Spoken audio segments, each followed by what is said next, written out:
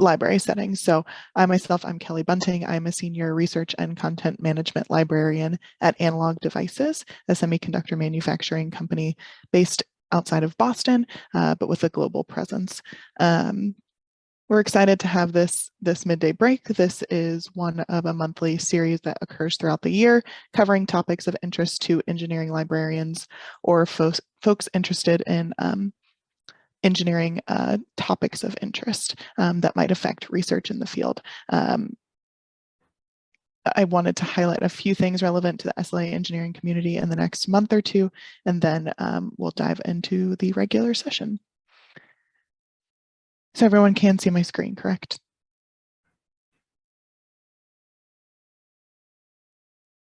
That's a yes. Okay. I'm going to assume that's a yes.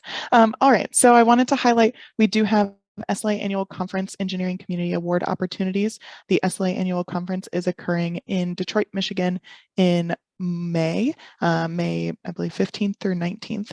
So we do have a couple of award opportunities, including the SLA Engineering Student Library Award sponsored by SPIE Digital Library. We have the SLA Engineering 2023 George Mandel Memorial Aerospace Award sponsored by AIAA. And then the SciTech and Engineering Communities co-sponsored Bonnie Hilditch International Librarian Award. So the deadlines for some of these are coming up sooner than some others. In particular, the International Librarian Award is coming up tomorrow. So if you have time to submit your application, please do so. We'll be thrilled to see you in Detroit. Some conference highlights. So why would you want to come to the conference in Detroit this year? We really would love to see you in person, but virtual attendance is encouraged as well. We do have 3 SLA engineering education sessions available. Our annual offering of the standards update covering new updates to standards publishers and how we can access them, how we can license them for our users.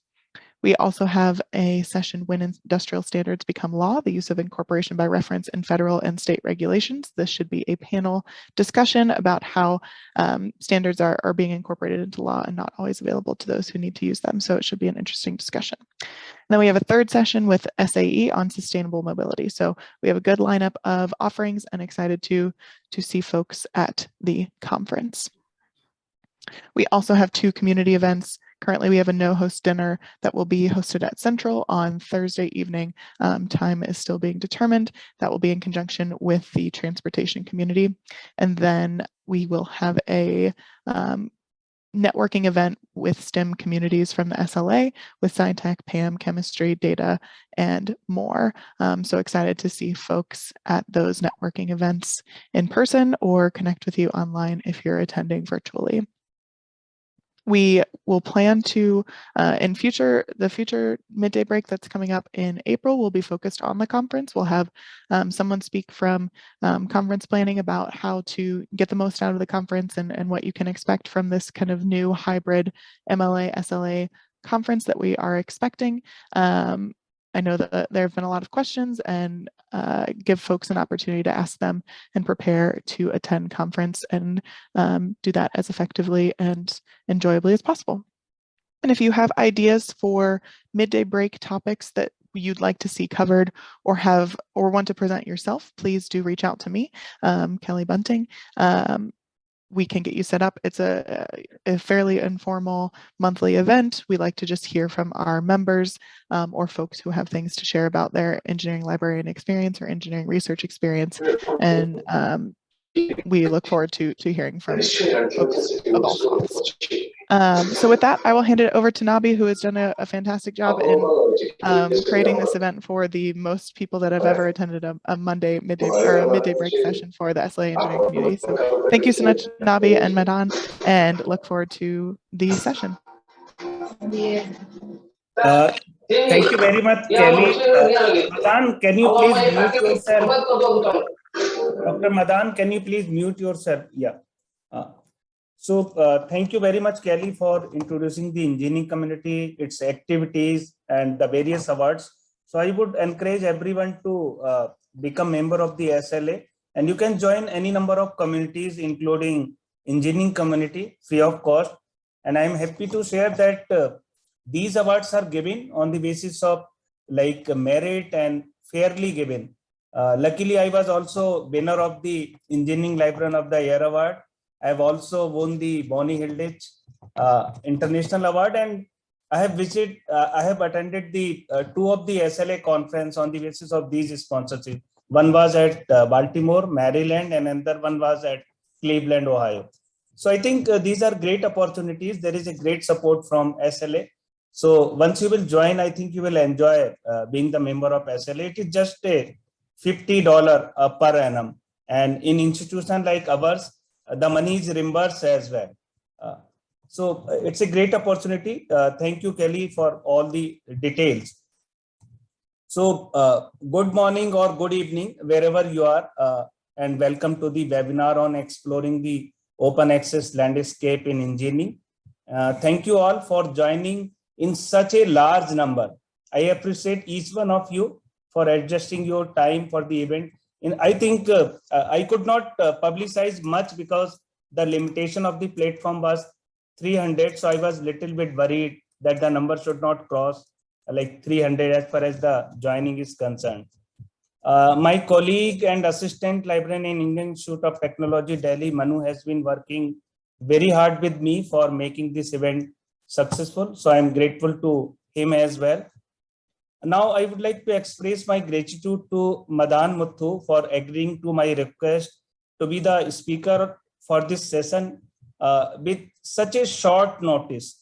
We became friends recently in one of the events at Ashoka University. We visited his institution, which is really a great institution, basically a corporate university. So the talk will be of about 45 minutes, followed by question and answers. So we'd like to take up the questions through the question answer chat at the end of the session. So I would like to introduce the speaker of this morning or evening.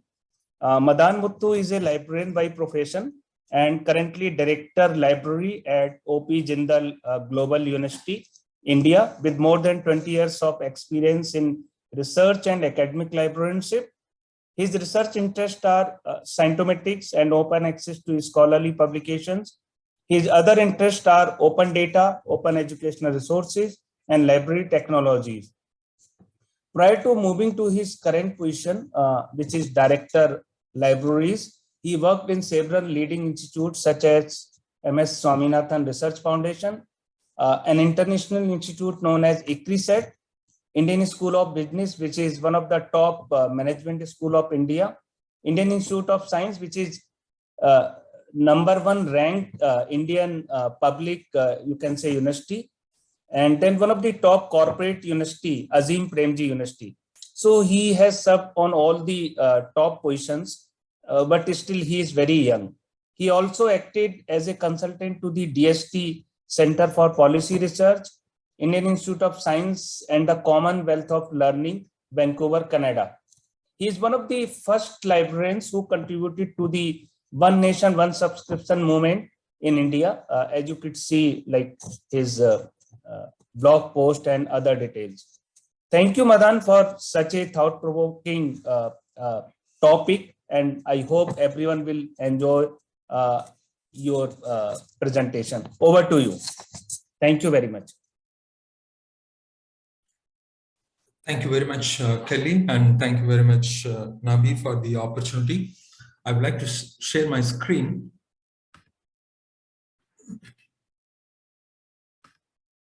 I hope you are all, hope you are able to see my screen. Yeah, right? Yeah, perfectly all right. Right. Please so the next, thank you very much again for the opportunity. And so the next 30-40 minutes, I am going to discuss with you all about, in general, the developments in the area called open access to scientific information. And I have used various databases to quantify the amount of, or the proportion of the engineering literature which are accessible open access, which are available in open access route.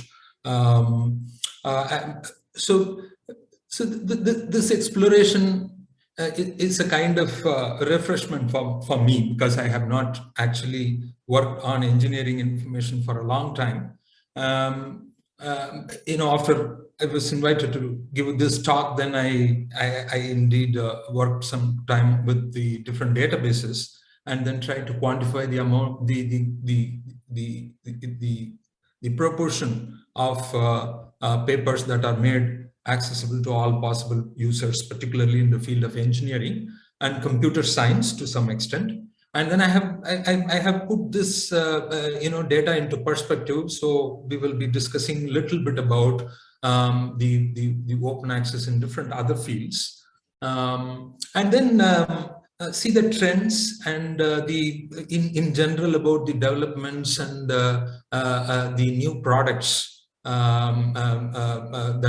that are possible largely because of the availability of information through web and related technologies, particularly in the open access route.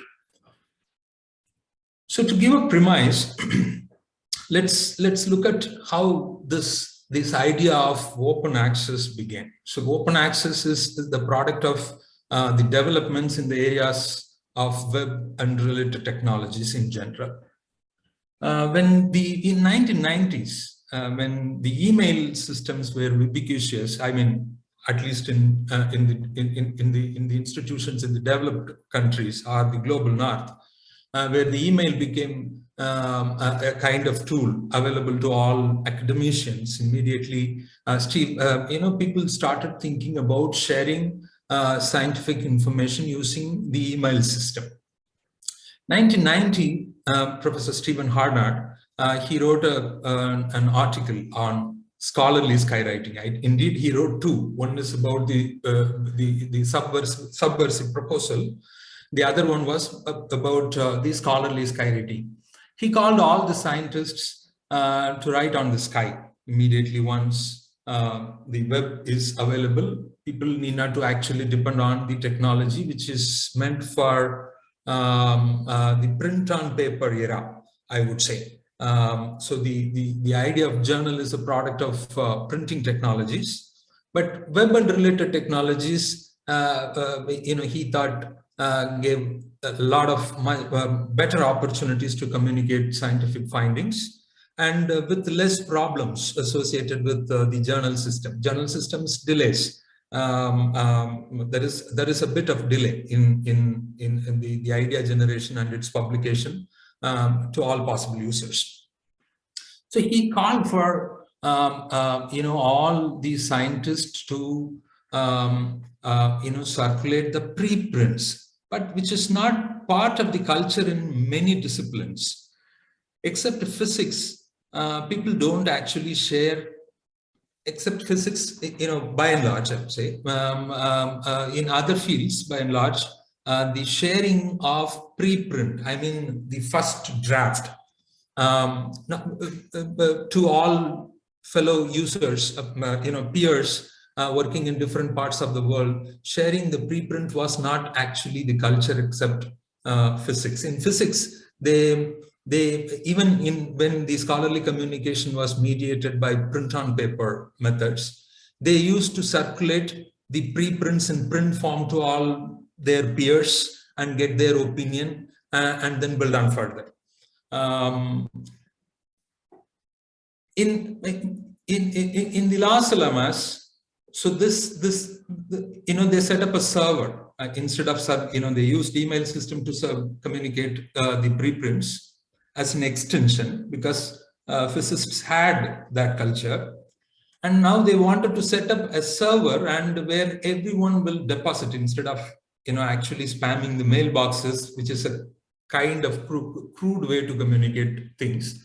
The Las Alamos, Paul Ginsberg, particularly Paul Ginsberg, set up a server where all physicists can deposit their papers without peer review and so on, so that other physicists around the world can access the server and download the preprints and then use the information and build on further. The main idea is research papers are written only to communicate with their with their peers around the world, across the globe. It is normally journal articles or research papers are not written for making money. So this is generally author giveaway. In almost all cases, it is a volunteer effort. People just donate their ideas to all their peers. So that's the way the system works. So in this framework, communication framework, journals are the main medium of communication in many scientific disciplines. But it has its own problems. First one is the delay in processing in the name of peer review. Papers, the ideas are going to journals, and they have to wait for some time, or from 2 months to 2 years, according to the for the different fields. The time delay is very high. Sometimes in biomedical sciences and the fast-moving areas, ideas may get obsolete even before it gets published. So that is in the publication life cycle, always there is a delay. First thing, in the preprint system, sharing preprints through systematic servers will actually cut short that delay, and it will actually maximize the use of ideas discussed in a paper. Because it doesn't restrict by the way journal restricts access, because the journals normally establish a kind of financial firewall. Only the people and the institutions who can afford to subscribe to the journals will get access to those papers and ideas quickly. Others will not be able to do that. So this technology will solve that access problem also, maximizing the visibility, reducing the processing time, the publication cycle time, all that. So he proposed, I think we have to use the web and related technologies much more cleverly, and then we have to maximize the access to scientific research to all possible users, and we have to speed the communication in general, scientific communication. So the idea was proposed, and the archive was set up, and many physicists around the world started using it, and the archive became a quick success. In the sense, it became quickly accepted by the scientific community. Success of the archive and the merit of this idea of open access, particularly the scholarly skywriting, and then giving away the journals, and taking the responsibility of communicating scientific results to the institutions back, or the scientists. Scientists can directly communicate with their peers without any intermediary in the publication cycle. So this idea gained momentum, and they wanted to find a way to develop interoperability between different archives, like the ones physicists set up called archive. There was something called cogprints. So these repositories cannot work in silos, so they have to interoperate each other, at least at the metadata level. And in the year 1999, in Santa Fe, if I'm right, there was a call for a meeting that the main objective of that meeting is to develop a kind of universal service for author self-archived scientific literature. The author self-archiving, was the idea proposed, and the systems were developed to support that idea. Anybody who develops a scientific idea would be able to communicate that scientific results to all possible would-be users, and in an easy way with a few keystrokes. And if you put your paper in one repository, one server, or one archive, automatically service providers will be able to harvest metadata from different repositories and create discovery engines and so on. So this was a grand idea, and the community wanted to develop a kind of a method to develop interoperability between different servers like the archive or the Cogprints. This meeting was held in Santa Fe. So this actually gave birth to two important open source software. One was developed at the University of Southampton, and the other one was the ePrints was the first one, which was developed at the University of Southampton. ePrints is still an active open source software. It has seen several versions. A few months later, DSpace was developed as a collaborative project between Hewlett-Packard and the Massachusetts Institute of Technology in the USA. And they came up with DSpace. Both of them are structurally a bit different, but they both comply with the protocol called OAI-PMH, Open Archives Initiatives for Protocol for Metadata Harvesting. These two softwares essentially to serve at the institutional level. For example, any research institution or a university can set up one institutional repository where the records of versions of their researchers, the records of versions created by their researchers can be archived in that repository. If you just deposit your paper with proper metadata, and if you associate the full text along with that, the job done.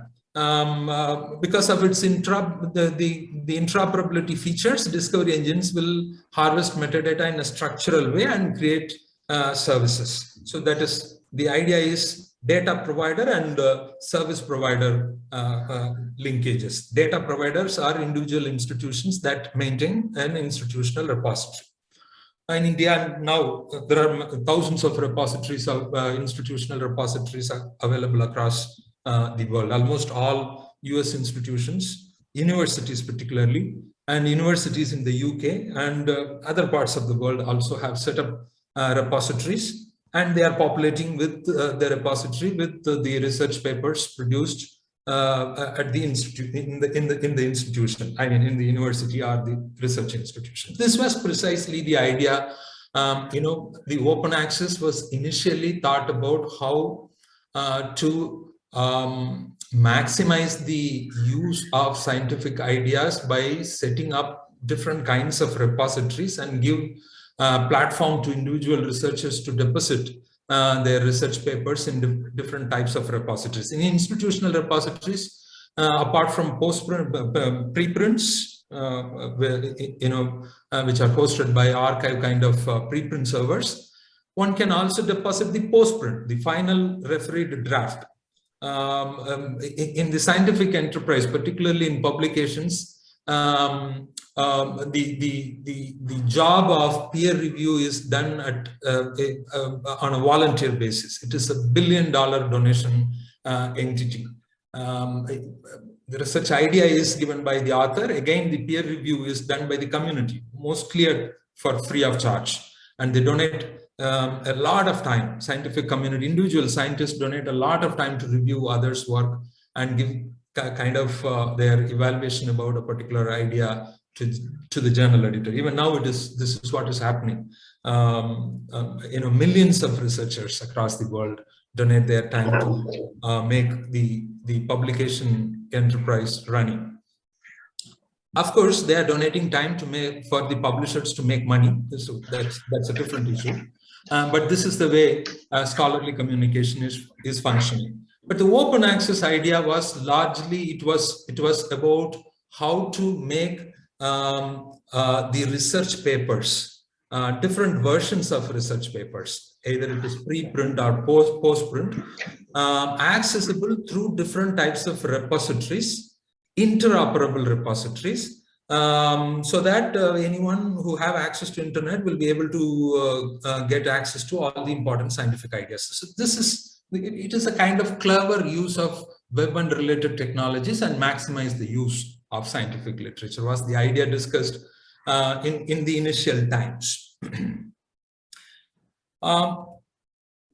So now you can see, now archive is the one of the most important platforms for physicists, or the most important platform for physicists all around the world. Physics in the sense, some branches of physics, particularly high energy physics. Physics in general, we can say. Now they have expanded to recruit papers related to mathematics, computer science, quantitative biology, quantitative finance, statistics, electrical engineering, and so on and so forth.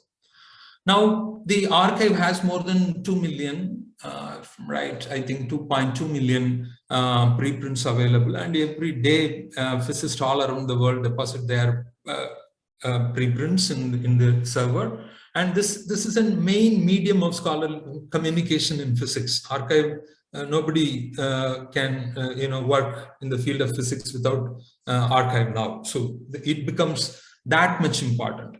But this idea is not used by other communities. So by saying this, I'm saying open access has some kinds of disciplinary norms. What worked for physics did not work for other fields. That's what. For example, in the field of engineering and technology, we have two servers. One is Tech Archive by the IEEE. It's scientific information in electronics information monopoly. So they have set up just set up. It's nearly about 30 years later. In the past 30, engineering is all about physics. Engineers have to read physics literature. But in the field of physics, the idea of archive was thriving, and many people, it became a famous idea, and then many people actually started using that service in a much more effective way. But that has not worked in the field of technology and engineering, which largely depends on physics literature. Of course, to different fields, but engineering is closely intertwined subject for studies in engineering and technology. In 2020, IEEE set up one preprint server. And it has a little more than 5,000 records now, but many people are using.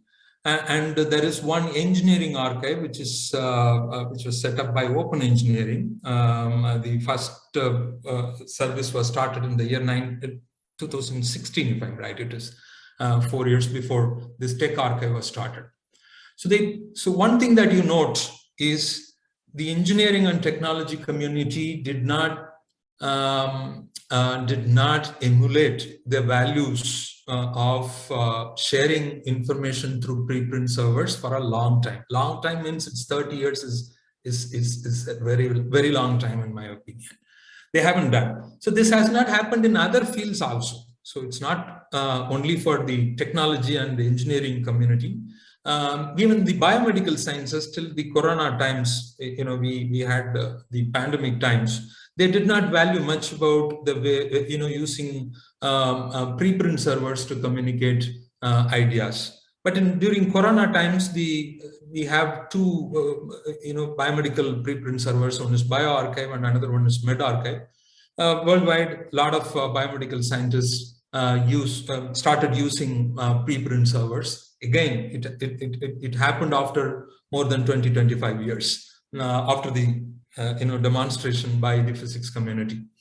So there are disciplinary norms. So what works in one field is not necessarily accepted by the scientists in other fields. So this is what has happened. Even the ideas are better.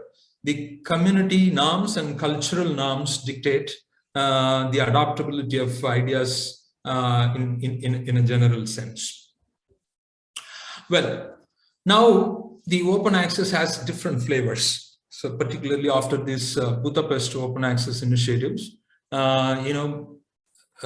people wanted to give ways to different flavors of open access.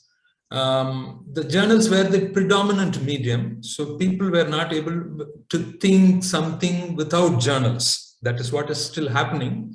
But they wanted to encourage journals, open access journals, which means providing open access to research papers through journal platforms. So that idea also should be encouraged.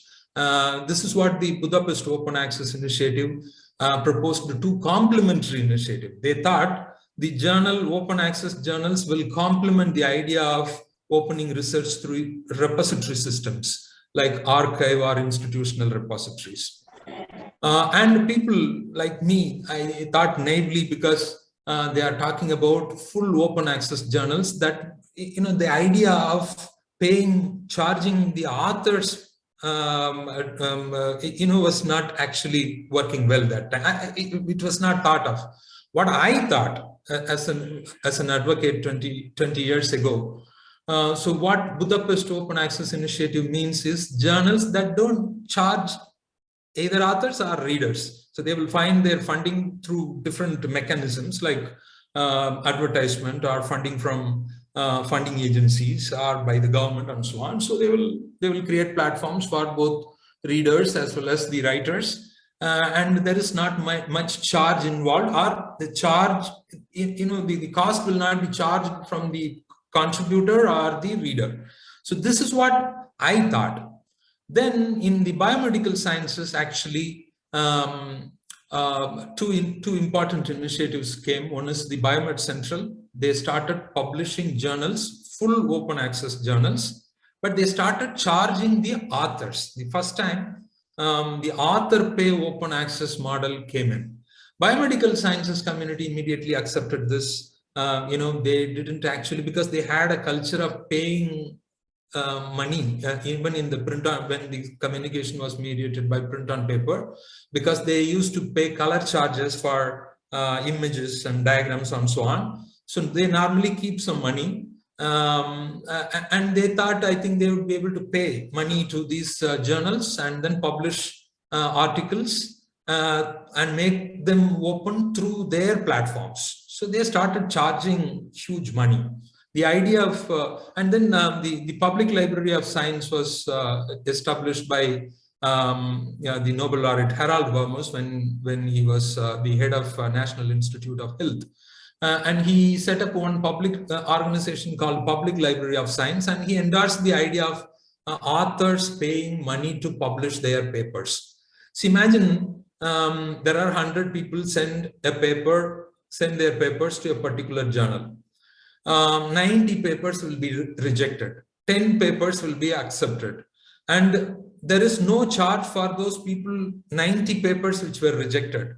But for the 10 papers that are accepted by a journal, the authors will be penalized because they are they are asked to pay some huge amount of money, of course, that where now at least varies from some $1,500 to more than $12,000 if you want to publish, if you want to make your paper available through Nature kind of venues, then they charge actually very high. So this idea was proposed, and it was accepted by the biomedical science community, and also the Budapest Open Access Initiative kind of movements supported the idea of open access through journals. So after that, what happened is, instead of complementing the idea of making open access through repositories, actually the publishers started appropriating the open access movement, who initially vehemently opposed the idea of open access, started appropriating because they found a kind of additional revenue stream through this author pay open access journals. So many things happened in the past 20 years. And the scenario is now different. Now open access has different flavors. One is, as I said, green open access which is related to making papers open access through repositories, and then gold open access, by which you can pay to a full open access journal and then and publish your papers. And there are hybrid open access journals and so on, so which we will be seeing the flavors in a different note. So now, if you look at the papers indexed in the database called Web of Science, so a little more than 1.6 million papers which were published during 2018-2022. If you take that sample and distribute those papers by one subject schema called Essential Science Indicator schema, I used this only mainly because they assign one subject to one journal. Normally in other schemas, a journal is assigned to more than one subject.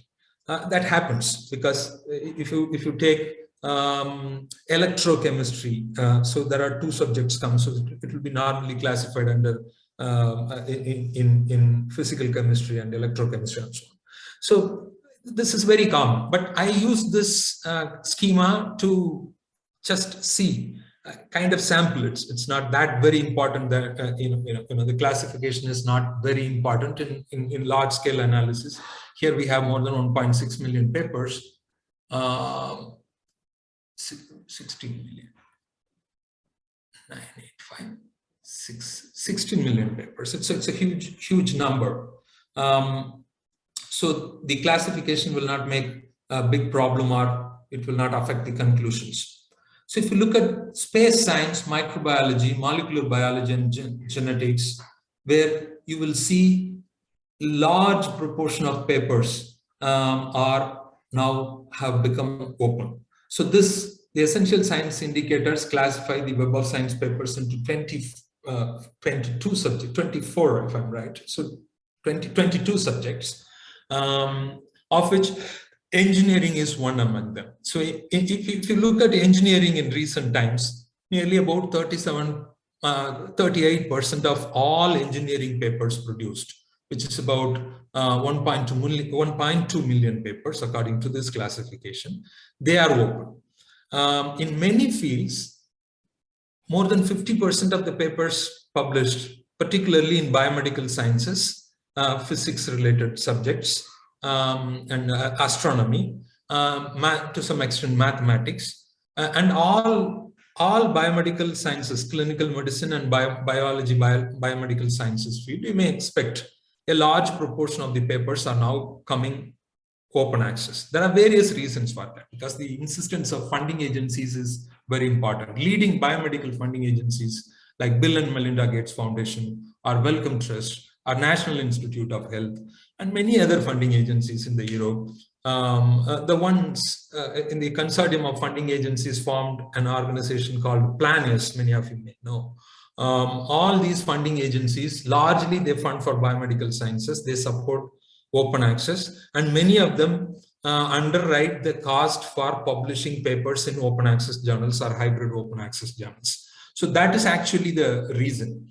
That we will discuss a little bit about the political and socio-political or economical angle of open access little bit. So I just wanted to give an idea of all these subjects. Engineering open access is not that great when it comes to the proportion of open access papers, and Web of Science is a small subset of all the literature produced. So you cannot expect all the journals related to engineering may be indexed in Web of Science. That's not the case. So it's a sample, but roughly for a perspective, I think I have used another database also to see how the proportion of open access in engineering. So roughly we may take into something around 38% of the papers published in engineering are open access.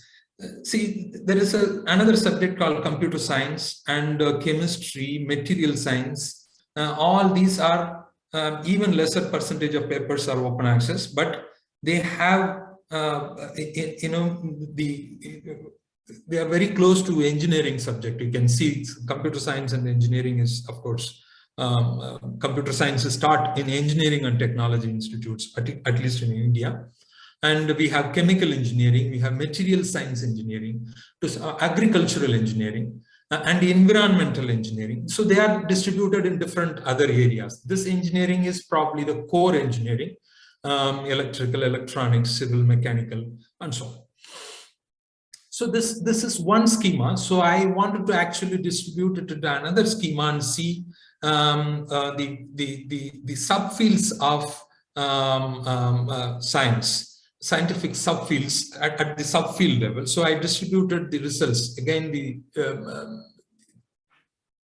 about 17 million papers, I distributed into 254 Web of Science subject categories. And I, of course, electrical, electronics, engineering is one of the one of the major fields of science. It's about 954,000 papers published, of which only 29% of the papers are OA, and about more than 70% of the papers are still closed access.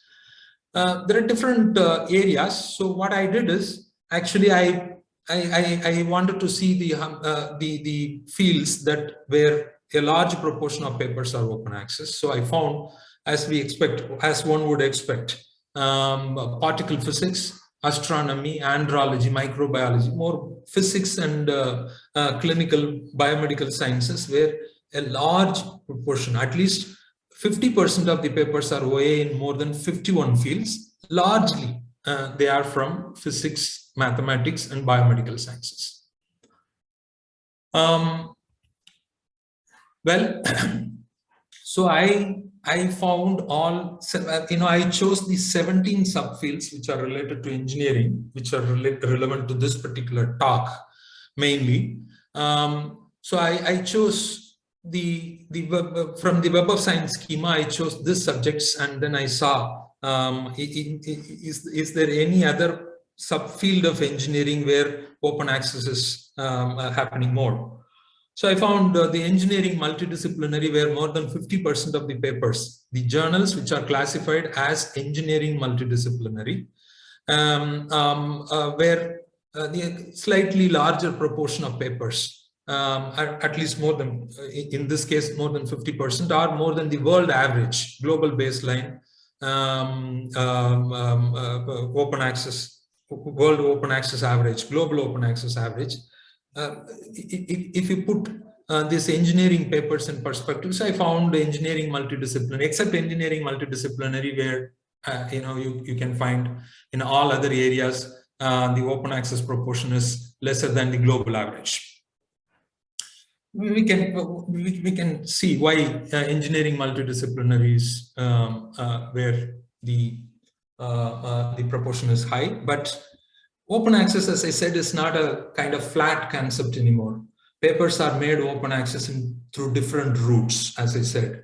There are green route for open access. There are gold route for open access. Gold, as I said, is gold OA is the papers which are made open access through full open access journals, through the journal platform. And hybrid OA is the regular subscription journals, in which if you pay, then your paper alone will be made open access.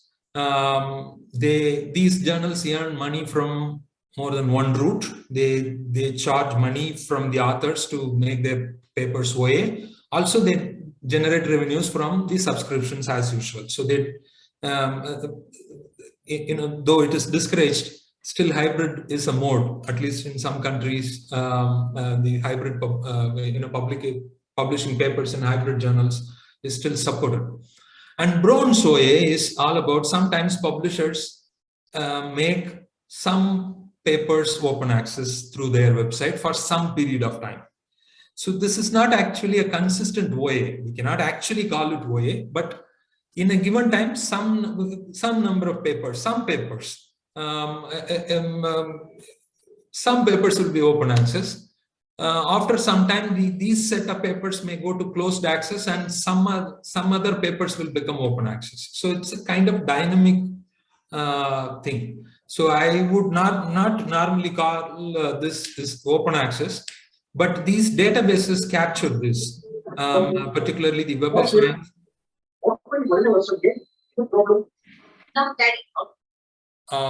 If you can mute the mic, all of you, all the participants, it's better. Anyway, fine.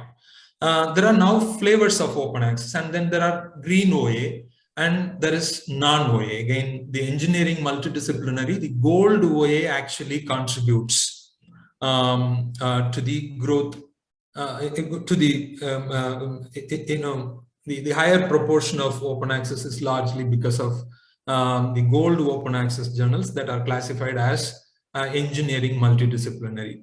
Otherwise, in all the subfields of engineering, there is nothing great is happening when in terms of open access, at least through these structural databases and the plugins they use to connect or identify papers that are open access. There are many other ways to make papers open access, which we will discuss these things. So please note down, there is no single route of open access now.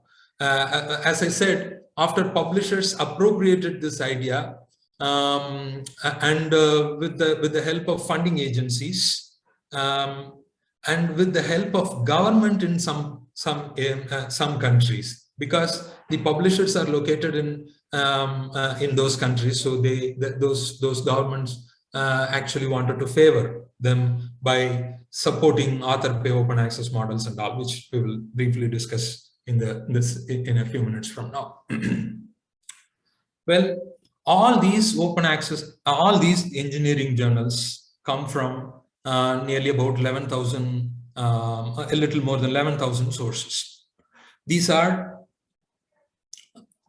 oh, I'm sorry, I have classified everything as publication sources. The 1886 are journals, and 8210 are conference papers, conference proceedings, and 1588 are books. A large proportion of papers are published in journals. Journals are still the main medium of communication, even engineering. If you put all the subfields of engineering into one basket, so nearly about 1.7 million of the 2.46 million papers, 1.75 million papers are published in journals. And these journals are from about 1,886 journals. And in a large number of conference proceedings. As I said, in science communication, there are disciplinary norms. Even within engineering, the computer scientists often use conferences to communicate their ideas. They go to conferences and they present papers in conferences. At least 50% of the papers that are classified in as computer science papers in Web of Science are papers presented in conferences. So that's what in conference proceedings dominate in engineering, which may not be the case in pure science areas. But in engineering, conference papers occupy a considerable proportion of the engineering literature. Then you see the rapid growth of mega journals. So this is actually the reason for the engineering multidisciplinary, and in many other areas also, a good amount of gold OA contributes to the proportion of OA papers. So you can see new journals. Perhaps I don't know the history of IEEE Access, but certainly more than 15-20 years ago, this journal did not exist. The Applied Sciences Basel, Sensar, these are all published by MDPI, a publisher based in Switzerland. There are a lot of disputes about the way they do a peer review and so on, but they started some mega journals and started publishing huge number of articles, which was actually not possible during the print on paper era, because you cannot print thousands of articles in an issue. So there are issue page restrictions where they're in the print journal system. The mega journals broke it.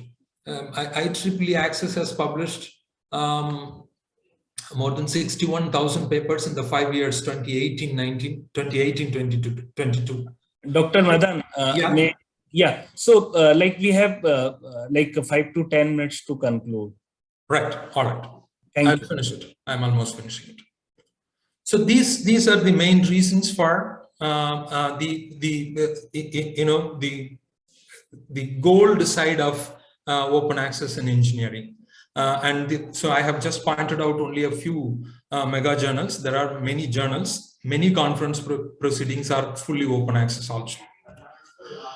So if you distribute the papers by countries, engineering papers, of course, the geography is changed now. China is the leading publisher of engineering literature. USA comes the distant second, and India is the third largest producer of engineering research papers. But when you distribute the papers by proportion of open access, this order will not be there. Indeed, the United Kingdom will come on the top, and India will, is the last in terms of the proportion of papers open access. It's about less than 20% of the Indian research papers which are classified as engineering are open access. So the open access differs.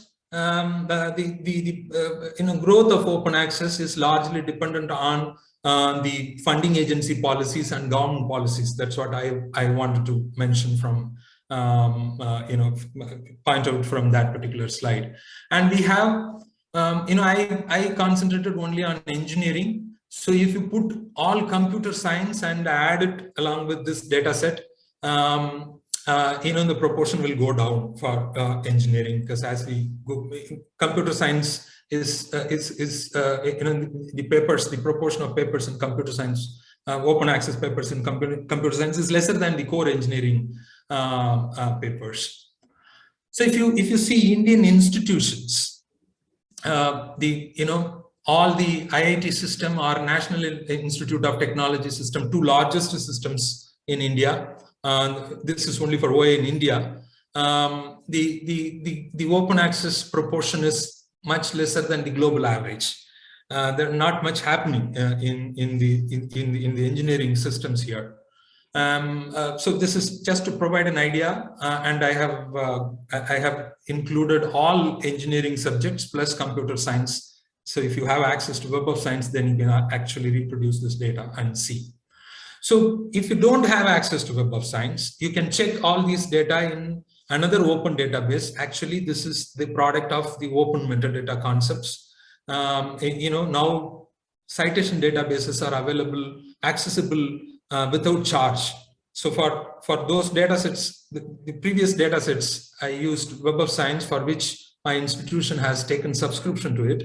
We have access to insights. So one has to pay money to access Lens data. One need not to actually pay money for literature search and so on. So I checked in Lens also the proportion of papers, which again, China is leading, US, India is the third largest country, and Great Britain has large proportion of papers open access. And the open access within country also it differs. In China, Chinese scientists use IEEE access kind of platforms more often, but that is not the case in US, where the SSR and electronic journals are used by engineering researchers. But if you further see in India, both these journals are not used. They still use the classical, traditional journals and systems. In Korea, IEEE access is used often, and in Great Britain, both SSRN and IEEE access are used. So you can distribute this data and see how open access is supported by the scientists in different countries. The main reason for the large proportion of papers from the Europe, particularly Western Europe, is the policies. Government policies, particularly in Netherlands and UK, they have a policy to support their researchers to pay money to publish, because they host all the leading publishers, or at least the large publishers that they form, that forms the oligopoly in science publishing, is hosted by largely in Western Europe, to some extent in North America. In 2012, UK government started implementing open access policies, and they actually seriously implemented. They have spent a lot of money to underwrite the costs of paying money to publish to the researchers, and that's actually the reason for the proportion of papers, higher proportion of papers in UK and in several European countries. Recently, the OSTP has issued a memo and they are going to make all their research papers open through repository system, through green route. They want all the papers should be available in a repository, and by 2025, this will come to effect. After that, I expect larger number of papers, including in the published related to the field of engineering, will also become open access in a higher proportion. So if you look at the major agencies, so these are all now data, and we will see the publishing agencies are the authorities in IEEE, ASME, or ACM. They all, not all, but at least these major agencies support authors to self-archive their papers in institutional repositories or personal web pages, and they also run journals. Hybrid journals as well as full open access journals. For example, in the case of IEEE, we have IEEE Access, which is a mega journal. So that is one part. The other part is they are actually supporting authors, publish their paper, distribute their papers through their personal web page or institutional repositories. For example, you take the case, so these are all I'm talking about. Institutional repositories are the journals, open access through journals. See, there is a scientist, he was the former director of Indian Institute of Science. His name is Anurag Kumar. He used this opportunity or the rights given by the publishers to authors and make the papers open access through his personal website. Almost all his papers are available, downloadable. But web pages are not interoperable systems. So you have to use, because this data is unstructured, but when it goes to repository, the data becomes structured because we define the publications as well as, in a proper way with all the important surrogates. But these are also important. So we have to encourage researchers to make their papers open access through their personal web pages, which many of the publishers agree or they give the support to this idea. In that case, I personally like the idea of CiteSeerX. I have been following CiteSeerX for a long time because this is I'm interested in Scientometrics and citation databases particularly.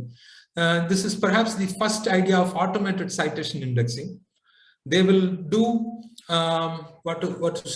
focused harvest. They will identify and harvest only computer science related papers. The one I showed on the personal web pages of Professor Anurag Kumar, the former director of Indian Institute of Science. CiteSeerX will focusedly harvest all this literature, and then it will use algorithms to identify the references within it, and then it will create a link between these references also.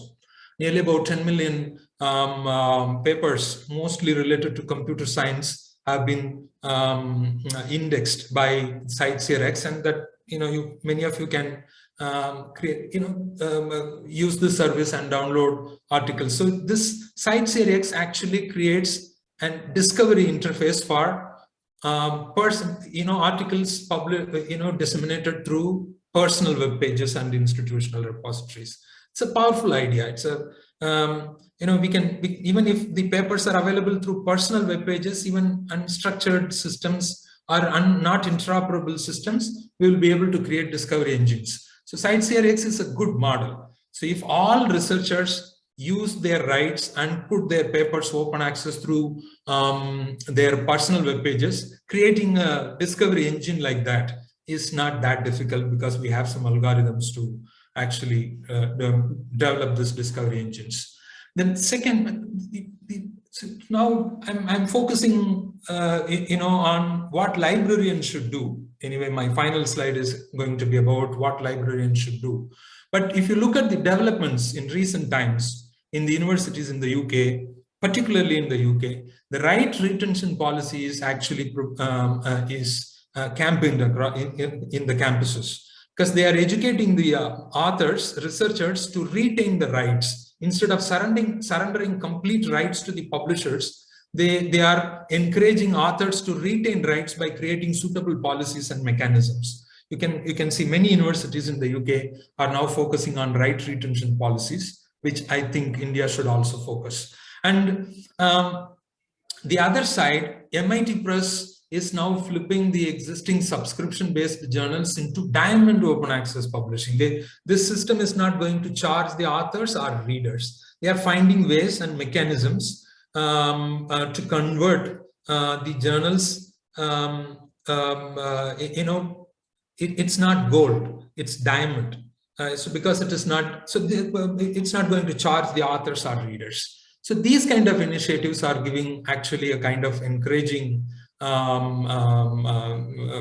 these ideas are actually encouraging open access advocates. And this is actually the true open access. The true open access is the one the author makes through their personal website or institutional repositories, or making their papers in journals such as this diamond journals.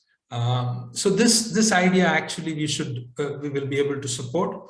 But in India, in general, in engineering, I don't have the statistics, but I just checked the IEEE's the transformative agreements, read and publish agreements they enter into.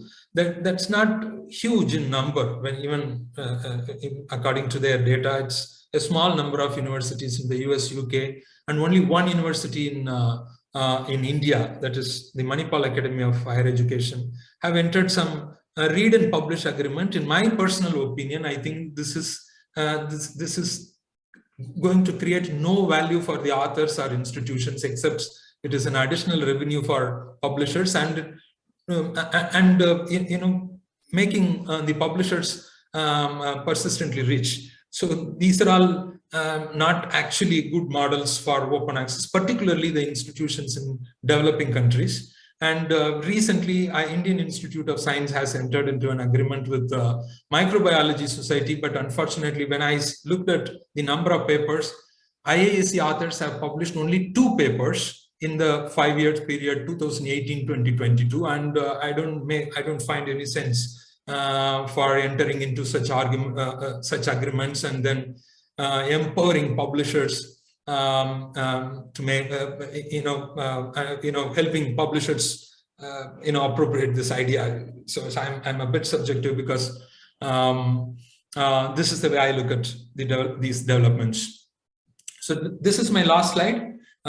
So what librarians should do in this particular scenario is to understand these nuances of different OA and different flavors and the reason behind the every policies and why a country makes a policy to a kind of policy. All that and all librarians should understand, because the literature is available largely open, and we have to create an awareness among our researchers about the ways to make papers open access, particularly the power of repositories. We have to encourage researchers use preprint archives, even the one developed by IEEE, Tech Archive or NG Archive, kind of the preprint sharing culture should come, because that actually is an efficient system. Physicists, many communities, physicists, biomedical scientists are using archives, preprint archives as a main medium of communications, which can happen in engineering also. And we have to set up and populate institutional repositories. One sad part is all Indian IITs should form a consortium and develop a shared infrastructure and set up powerful repositories and help researchers make all the version of records that they create open to all possible would-be users. So the library should act as an intermediary, clear intermediary to democratize access to information. So that part actually, instead of supporting publishers and bending our systems to suit their needs, so we have to work out a way to liberate literature from the clutches of commercial systems and make true OA happening. And we should be the catalyst of institutional right retention policies. And we should know a little bit about the copyright and how the way copyright is surrendered in scholarly communication system, and the ways and the addendums. We have to prepare addendums to help scientists attach it along with their copyright transfer agreements and so on. So there are many frameworks available that librarians can actually support the institution and researchers. And clearly, I would say the transformative agreements like read and publish should be completely avoided. Even the planners like consortiums are not going to support after 2024 or something. So we should not help publishers create additional streams of revenues. So in the name of making open access, you should not make a problem in terms of participating in journal publication systems or other systems. So we have to support the journals that are diamond. And so these are the ideas, in my view, the librarian should take up and execute things. And thank you again for the opportunity. I'm